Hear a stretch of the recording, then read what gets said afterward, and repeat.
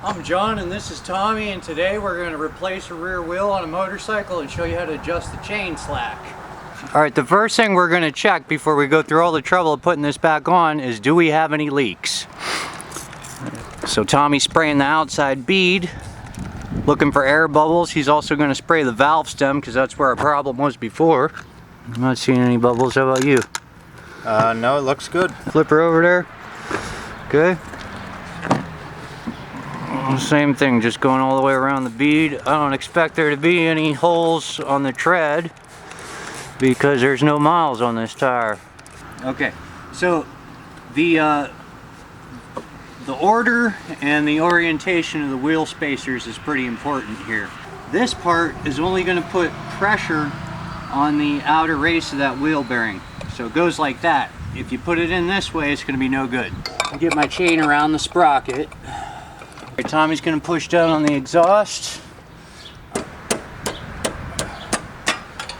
Now I'm through to the other side. I got to get my other spacer in. A little bit. Oh, right there. Pad straddling the rotor. All right. Cool. Okay, push, Tommy. We're lined up. There it is. All right, we'll get that castle nut started. And I see that registration mark right there. It's moving back as I tighten the tensioner bolt here. So after quite a bit of fiddling and fucking around, I have it pretty much set the same on both chain tensioners, and I've got real close to my 1/2 inch to 3/4 inch of slack. That's real close to the amount of slack that I'm looking for.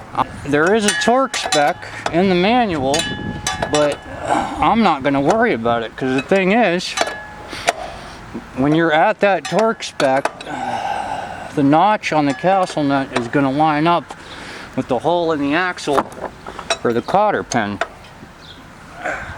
You see the light? See that little hole there?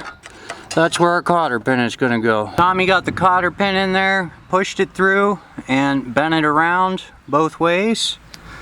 And that will prevent the castle nut from vibrating loose. You'll see me take some shortcuts, boys, okay? I will take a shortcut every now and then. I don't always torque everything down to the torque specs.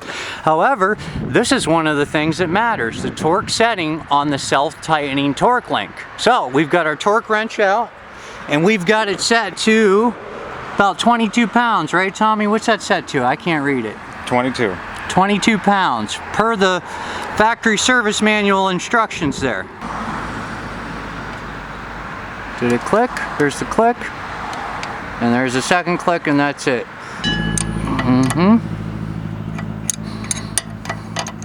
Come on, get in there. Yep. I'm the hipster squid, and for more bad advice about working on motorcycles,